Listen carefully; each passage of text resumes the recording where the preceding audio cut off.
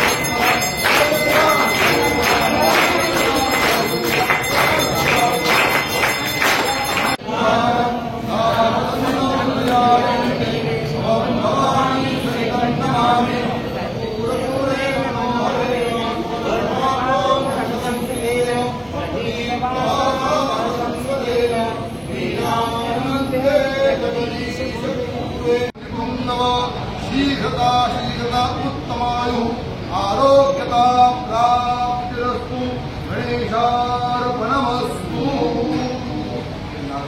गणपती बाप्पा मोरया, मंगलमूर्ती मोरया। यावत् भारती गंगा यावत् देवो महेश्वर।